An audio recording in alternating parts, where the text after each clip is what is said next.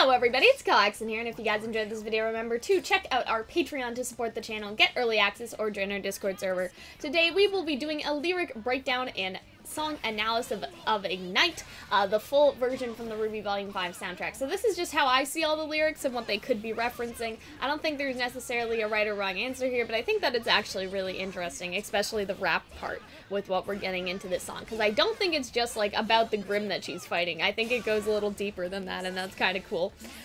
So obviously you have sort of the entire first part here, like from all the way from hello into then the last line of this part beating, right? And I think this is all pretty basic, of course, like Yang is referencing the Grimm that is sort of like attacking them, and the idea is that, you know, it should have stayed out of the fray because, you know, Yang and RWBY were already having a fray, so to speak. They were already fighting, and since she was teaching her hand-to-hand combat, you know, that, I think, is kind of what that's referencing. Like, hey, there was already a fight going on, you're the one who interrupted, sort of thing. So the Grimm shouldn't have interrupted their sparring match. And so then you have the next part, starting at, didn't mother warn you, and ending at, I gotta tell you I'm on fire today. I think that this is really a pretty interesting set of lines, because of course, you know, Yang and RWBY's moms are both already kinda dead. Like, I mean, Raven's not dead, but she's pretty much dead to Yang, so it's kind of the same thing, you know what I mean? So, like, really, Yang is kind of, you know, it's kind of almost ironic that she's saying that in this fight, right? Because her mothers aren't around to warn her against doing anything reckless, and of course we know she has and will continue to do reckless things, and she has paid for it in the past. Crash and burn, some lessons are just hard to learn. I think this, again, even though it's in the Yang trailer, I think this is really like foreshadowing, or I guess it's foreshadowing because technically, canonly, it's in the past, but I think it's more ironic just because we already know what happens to Yang, that, like, you know, she had to learn a hard lesson from Tai. Like, Tai was telling her, hey, you just ran through all your problem instead of, like, you know, finding another solution, especially with what happened with Adam, right? So, this is a lesson that was hard for her to learn, but back then, she was kind of like, you know, I'm gonna teach you a lesson, right? But she's the one who really needed the lesson, right? Then you have scathing eyes that see things from only one side, yet every misshapen spark suffers with judgment and pain. So I think this is a reference from the Yang trailer that says, scathing eyes ask that we be symmetrical, one-sided, and easily processed. But every misshapen spark is greater than it would be judgment. It would be judgment. So seeing things from only one side could be a reference again to how Tai, like, it said to Yang, like, she only sees things one way and she suffered through that. And I think that Jeff, since he's also singing here, I think this is his dad voice, so to speak.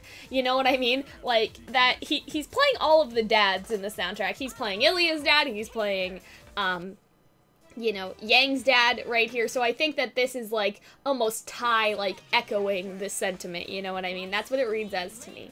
But just as light conquers dark, there's a beauty that's greater than blank can contain, so let's start the game. So I'm saying blank because before the lyrics came out, there was actually a lot of debate with what was going on here. So it does say pure symmetry, and this goes back again to, like, the scorching eyes ask that we be symmetrical thing from earlier. But before that, Reddit was like, there's a beauty that's greater than birds in the trees can taste. And my thought was this imagery, not pure symmetry, and so I guess I was close, and a couple people said our history. It's none of those ones. The birds thing I thought was kind of interesting, though, because I was like, oh, that could be a reference to, you know, Raven and how she left, or what. That's not the line, so don't worry about that. Fool, you shouldn't stare into these eyes of fire, and then all the way to you'll watch me ignite. That's also, obviously, like, that's a reference to, like, her semblance, but I think that when she says I'm something higher, I think that's, like, two things, right? Obviously, the Grimm are sort of, like, lower beings because they don't seem to have the same, like, cognizance or whatever you want to call it. They don't seem to be on the same level as humans, right? And then I think it, like, soon you'll bemoan your mistake of a life. I think that could be also that Grimms are the mistakes of life, right? They're just sort of creatures that are violent for no purpose. Like, they don't serve the same purpose as animals, or humans, I guess, fall into animals, right? And so it's not like that, right? And I think it's also a little, like, of arrogance, because she's saying here she's something higher, but of course we know what happens to her later, right? And then, usually I devastate all the way to the moments of your life are fleeting. I think this is also pretty self-explanatory, too. But I think the messing with my family line, obviously, that's about messing with RWBY and how she'll do anything to kind of protect her family, right?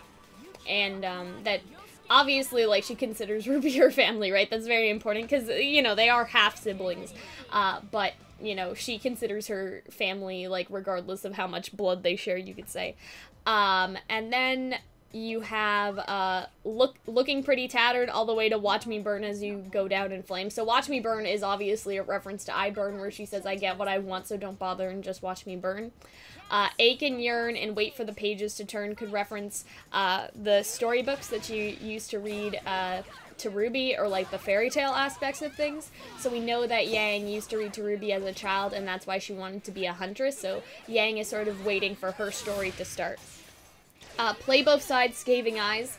That may be a reference to, again, there is a point in the song, or I guess in the trailer, where Yang is basically playing dead, like, in the mouth of the Grimm. Like, I don't want to say, like, she goes a little limp for a second, and it tricks RWBY for a second, and the Grimm at the same time. Like, she used that as a fake out, right?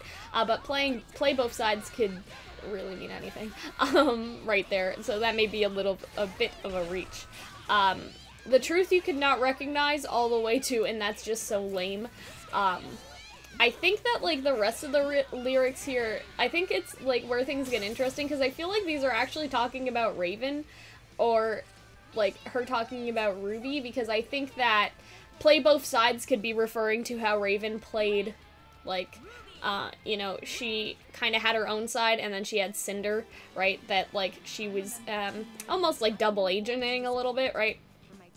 And that the truth you could not recognize, any remarkable heart has gone through hardship and shame, that's born from standing apart, right? And so I think that what she would be saying if she was talking to Raven here is that Raven had gone through all the hardship and everything, but she couldn't come to terms with it, and instead, you know, she took the easy route, which was to abandon Yang, right? It could also be her talking to RWBY, like, after the fight, like, you could say, like, after the Grimm's dead, she's like, hey, sis, like, listen, like, you know, you have to understand that any of us who want to be, you know, huntresses or whatever, like, you know, we have to be heroes, like the ones in the fairy tales, and the heroes in the fairy tales, like, they go through hardship, but that's what, you know, makes us stand apart.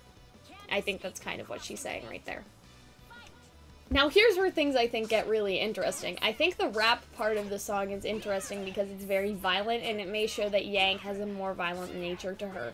Because up until now, she's kind of been treating things like they're a game, and she says that multiple times, like, let's play this game, sort of thing, right? But this actually gets pretty intense, and so I think that this part takes place in the future, and either refers to Raven or Adam with a stronger focus on Adam, and I think that's kind of interesting, because like I said, there's a lot of irony in this song with what she's saying to the Grimm compared to what's actually sort of happening, right? And so I think that, in the future, I should say, and so I think that that's pretty interesting, what we're seeing right here.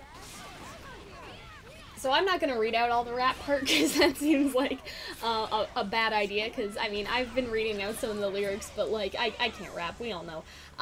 First of all, though, I'm glad that we're saying bitch again, because they had to change bitches to britches from the Volume 1 soundtrack. And with the rest of it, I think, like, I really wanted this to be about Raven, because, like, you could make a pun with foul state, because, like, she's a bird, do you get it? Anyway, but that doesn't fit with the pisses on your acid son part, so I think it could be more about Adam, like, that this is supposed to be talking about, you know, future events, and so, put you in the trash with the nonsense you perpetuate could be, like, all the stuff he's perpetuating about the genocide of all those people, and, like, you know, by cutting her arm off, he really, like, changed her and got her riled up, right? And I think that really kind of makes sense, but at the same time, I'm like, I don't know. I think that it's, like, I think that it is a lot of foreshadowing, and this part is especially, maybe hinting to stuff in the future, but at the same time, it could just be all about the Grimm, but, like, I don't know. Because, like, some of these lyrics don't fit with a Grimm that didn't, you know, like, put you in the trash with the nonsense you perpetuate, like, all of that stuff, it doesn't necessarily, like, work, if that makes sense, right? And so it seems like this is talking more about a human, you know what I mean? And so I feel like it has the stronger focus on Adam, right here, or it could be. Then you have, right, starting at Bloody Body all the way to You'll Never Contend That I Win. There's a line that says try to get away, but there's no escaping Alcatraz, and apparently Alcatraz is an island prison in the US where basically some of the worst criminals were put in, like Al Capone and whatever, and it could be that, like, her punishment is virtually inescapable, right? That could just be a metaphor for that.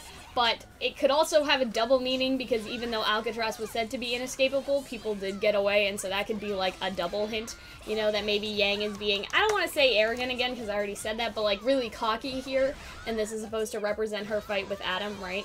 But, you know, that cockiness is gonna get her again, because she thinks that, again, it's inescapable, but maybe it's not, you know what I'm saying? And then the other line, it could also be, actually, now that I think about it, like, you know, they're probably trying to get Adam imprisoned or something like that, right? So it could be very literal, that they are going to get him and have him arrested for terrorism, I guess. But anyway, as we continue, bringing out the beast in me, challenging my decency all the way to erase your existence from this earth, no need to explain. I feel like bringing out the beast of me is an obvious reference to Yang. Like, all the girls are supposed to represent their heroes and villains, so Weiss is supposed to be Snow White and the evil queen. Obviously, Jacques also kind of plays a role as the evil queen-stepmother stuff, right? Yang is Goldilocks, right? But she's also, quote-unquote, the bear. Ruby is Little Red, but she's also the wolf. So here it could be bringing out the beast in me is that Yang is, you could say the beauty, right, Goldilocks, and then, you know, the bear is the beast, right? But you could also argue that, like, if Blake and Yang get together, Yang may be the beast after all. Well, Blake is beauty because she's based off Belle. But this isn't a shipping video. I just wanted to put out the possibility right there because I think it's important regardless. But I think that this line is important because Blake was so worried that Yang would turn into Adam, but these lyrics are all pretty violent, and so if she turns into Adam, she may end up, like, becoming like him, if that makes sense. And so this part may be, like, really concerning because Yang is turning into, I guess, like, someone really driven by revenge in these lyrics and somebody who's, again, really violent, so it may be, you know, foreshadowing from the future. Or for the future, right? Because again, this part wasn't in the trailer, right? So it could be that, yes, the majority of the song was about her fight with that Grimm and protecting Ruby and all that other stuff she said, but then there's also, like, all of this, right? And I feel like all of this may have something to do with events that happened outside what we've seen outside of the show. Right, and you could compare this because in Smile, Ilya obviously has parts with her parents, like it's her parents' perspective singing to Ilya, and then also like parts of it are Ilya, I think, right? And so obviously those events happened before the show even started, and so I think that it's, I guess, I don't know, it's relevant, that's not the word that I want, but I think it's not far stretched to say that some of the songs, even though they share the current continuity, like Smile was obviously in the volume, they also have pieces that are before or after the events that we expect. Anyway, let me know what you guys think. There wasn't necessarily a lot to do with this song compared to Triumph in terms of like line-by-line analysis, but there's a lot jammed packed into small, I guess, one-liners and small bits here. That's why I didn't read out the lyrics like I did in the last video, and I just sort of, like, went from the first line of where I was starting to the last line of where I was ending, if that makes sense. So let me know if you guys like that compared to me reading out all the lyrics, yeah, I hope you guys enjoyed this, and if you want to support us, you guys can check out our Patreon so you guys can join our Discord server or get early access or request a video for us to do. And hopefully you guys will join our Discord server because I'd like to talk to you guys more about the soundtrack. Anyway, we will see you later. Bye, guys!